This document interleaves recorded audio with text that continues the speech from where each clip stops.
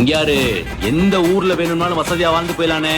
ஆனா சொந்த ஊர்ல தான் நிம்மதியா வாழ முடியும். ஓ ஊரு உன் அடையாளம் அம்புட்டுத்தேன்.